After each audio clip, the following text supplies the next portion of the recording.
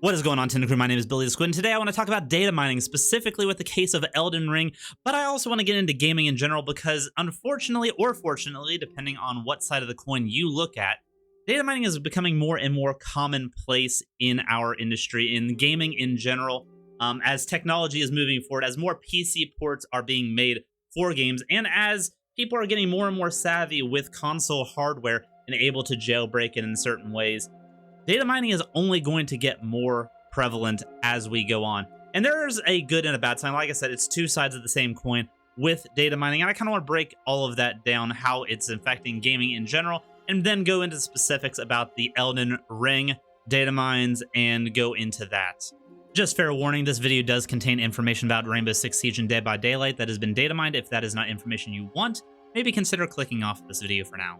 So if you don't know what data mining is, it is when you go into the game's files, open them up nice and wide, and then reach in and see what kind of a grab bag you can find. Typically in game files, there's a lot of hidden character models, codes, textures, maybe even some animations and level designs that are just left in there, but never actually used within the regular game. For whatever reason, this content was either cut or half finished and didn't make it all the way through production, and they cannot go through and remove every single thing. And this is a way for people during a game's lifespan or after a game has reached the end of its lifespan to kind of go in and see what the developers were thinking, what they were doing, and maybe even get some like insight on future content for the IP or for the franchise. In the case of single player games such as Bloodborne, there is a ton of data mined material that people have been going into after the game has been out for years at this point. And it is really cool to see some of the texture, some of the character models. There are even a ton of bosses that people have been able to go in and find in the game's files that were just cut or unfinished. And it's really interesting to see the potentials of what could have been. And there's even some people out there that will use this cut content, use these added textures or stuff that just was not finished or was not put into the main game.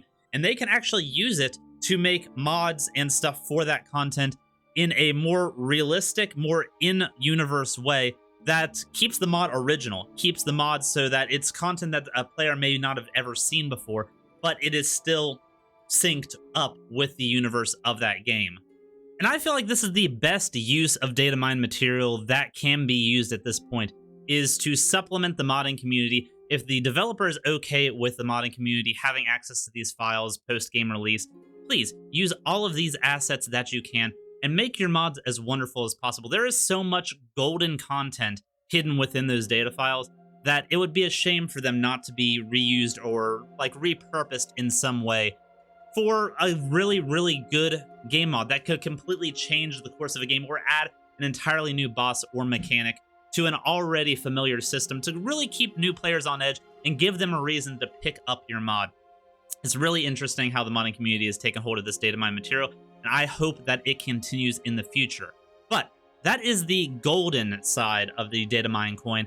Let's go to a little bit darker, a little bit more nefarious, and potentially even downright disastrous for a game. Let's go into the pre-release data mining. In terms of game as a service or live service gaming in general, it is almost impossible these days for developers to be able to keep content, future content, maybe years in the future content, away from their player base. With the case of Rainbow Six Siege, every single season, the next season is pretty well completely data mined out and leaked to the community before the game is even able to do any trailers or any announcements on it themselves. Some people consider this to be free advertising for Ubisoft or Rainbow Six Siege. Other people do not like that all the details are being leaked way in advance. It kind of kills off the hype. Other people have the big old tinfoil cap conspiracy theory that Ubisoft and Ubisoft employees in general are leaking this information to the public themselves to kind of pace out the hype before official releases come out.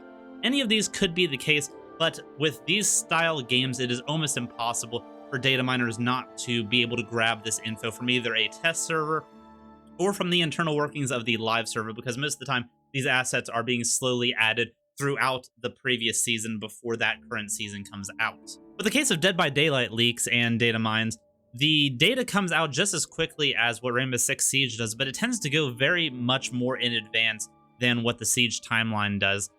The problem with the way Dead by Daylight's leaks end up coming out is the lack of reliability within these leaks. It has been time and time again that we have seen stuff from data mines, from leaks, that don't come out whenever they say they're going to come out, that don't come out at all, or information that is just blatantly wrong or falsified. And this is where we get into the shady aspect of data mining for clout, specifically data mining content that has not been released yet, just for the speculatory clout of it. And if the potential is there that you are right, then you could become a source for people going forward if they want to know what information is coming in their favorite game. It is a very niche form of content creation, and I am not a big fan of this form of content creation. I feel like anything that has not been released by a developer and is being basically stolen and given to the public as information is a bit shady, and a bit shitty thing to do, especially if you have any care for the game itself. I understand speculation is very, very popular, and theory crafting is very, very popular, but whenever you actually go into the data files of a game, pull information out, and then release it to the public just to make your online presence a bit better, at the detriment, potentially, of the game that you are pretending to enjoy, that is where the dark side of data mining really comes in. It's a market that, unlike spoilers or anything like that, is very niche to do because a lot of people don't have the know-how or don't have the hookups to be able to data mine. So if you do have that information, you quickly become a hot commodity for people that are interested in that information, whether the developer or anything like that intends for that information to be leaked that soon or even at all. And while, yes, there is an audience for this kind of content, at what detriment does it come to the games themselves? For content that's already released, data mine away. Build your entire repertoire on modding, hacking, or data mining these games post-release to see what kind of Easter eggs and goodies you can find. There is always going to be an audience for that, and I feel like that's a lot more kosher way of using your skills for good instead of evil. But just like spoiler content for movies or video game storylines moving forward, there is almost a malicious take on pre-release data mining in the fact that it can spoil a hopeful fan's experience of a game coming out. It can make it so that they don't feel like they have as much to look forward to. A lot of people thrive on the surprise of a game coming out and thrive on not knowing. There's plenty of people I know out there that go into games and stuff as cold turkey as possible, as little information as possible. And these data mines and these things being spread around make it incredibly hard to do so. It's already hard enough to forego spoilers after a game is released, but now you have to go 3-4 months ahead of a game's release, pretty much avoiding any content that comes into play with that game, just so you don't get something spoiled to you that you may not want to. And this is where it all wraps back around to Elden Ring. Recently, the PlayStation versions of the network test, the data has been taken off of jailbroken versions of those consoles, put onto PC, and the data mining has begun. And this game is not set to release in February. And the way that From Software does their network tests and stuff is they leave all of the assets for that area that the network tests take place in. They leave those available. They just block it off with invisible walls. This is the whole reason why a PC version of the network test did not exist, because if it had, this information would have been out immediately from the get-go of the network test, and people would have basically been able to play that entire area if they so saw fit. And just like the spoiler community, we as Elden Ring fans, if we're not wanting to know anything about this information, if we're only wanting to go off of the information that Bandai Namco and From Software have given to us, we need to be very, very careful about where we go on the internet. Reddit, Twitter, all of the sources of potential clean information could be tainted by any of this data mine content, whether it be videos themselves or even down in the comment sections of your favorite live streams or YouTube videos. This information is going to be spread around. It is the inevitable nature of things, and data mining like this is not going to go away. If anything, it is going to be more and more prevalent as there becomes more and more of an audience for it. And if you are somebody that is interested in this data mined information, I am not demonizing you whatsoever. If you enjoy seeing everything that you can about a game, whether it be kosher or not, the means that that information comes out, I have no issues with you getting that information you seek. If it is something that will heighten your enjoyment of the game or give you more insight on whether you want to play the game or not, that is fine by me.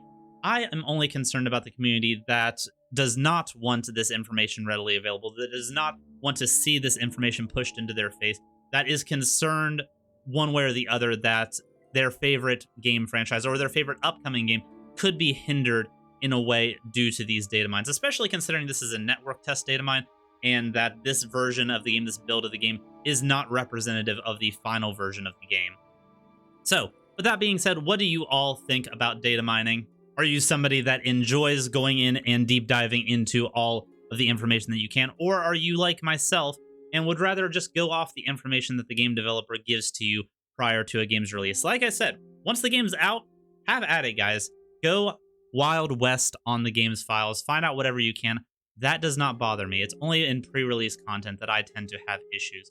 Making a video like this is probably bait for the comment section to start getting filled with data mined information. I will do my best to pirate that as best I can, but let me know what your opinions are down in the comments below. And thank you all for watching. If you made it through this far of the video, maybe consider subscribing. We do a lot of this kind of content. But until the next piece of content comes out, much love. Bye-bye.